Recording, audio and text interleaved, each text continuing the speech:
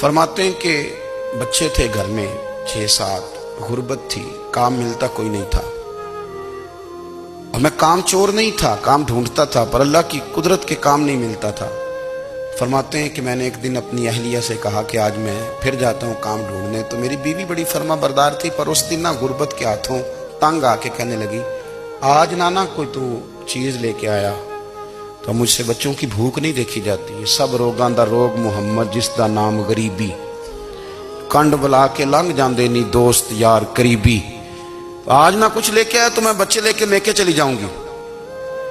شیخ فرماتے ہیں کہ میں بڑا پریشان گھر سے نکلا، پر میں نے صبح سے لے کے زور تک کام ڈھونڈا، کام ملا کوئی نہیں، تو میرے دل میں خیال آیا چلو کام نہیں ملتا تو اللہ اللہ تو کرے نا، چلو بندوں کی مزدوری نہیں ملتی تو رب کریم کی عبادت ہی کرتے ہیں۔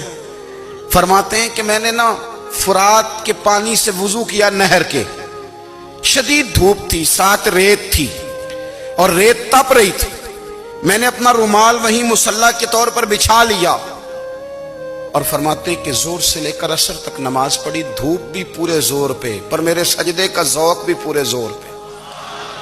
فرماتے ہیں سورج بھی چمک رہا ہے اور رب کی عبادت کا ذوق بھی پورے زور پہ، میں سجدہ کروں تو پھر میرا اٹھانے کو جی نہ چاہے۔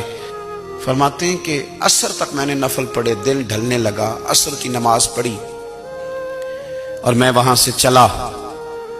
اب میں جب نکلنے لگا تو دل میں خیال آیا کہ چھوٹی چھوٹی دیواریں ہیں گھر کی، بغیر کچھ لیے جاؤں گا تو بیوی دور سے دیکھے گی تو شور کرے گی کہ پھر خالی ہاتھ آ گیا ہے۔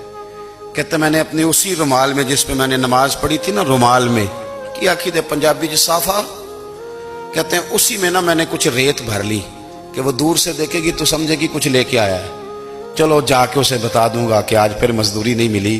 کہتے ہیں وہ ریت لے کر جب میں گھر میں گیا تو پہلے بیوی دروازے پہ کھڑی ہوتی تھی، پوچھتی تھی خالی ہاتھ آ گئے ہو؟ آج میں نے دیکھا تو ہے ہی کوئی نہیں۔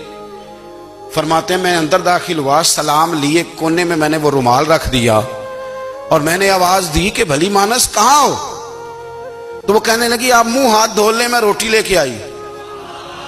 میں نے کہا روٹی کہاں سے آ گئی؟ یہاں تو کئی دنوں کے فاقے ہیں، تو کئی دنوں کی غربت ہے، یہاں تو اس گھر میں تو فقیری ہے۔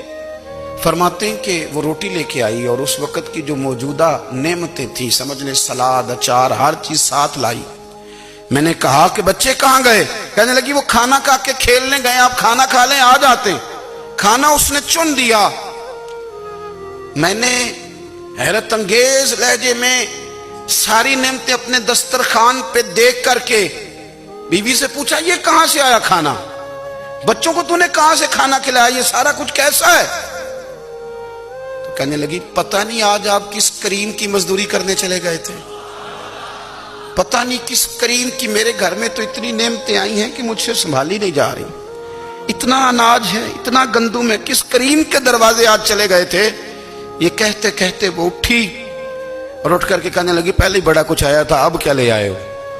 اور جا کر کے نا اس نے وہ ریت والا رومال کھولا، کہنے لگے میں تو لے کے آیا تھا ریت، تو میرے رب نے اسے بھی سونے اور ہیرے بنا دیا تھا۔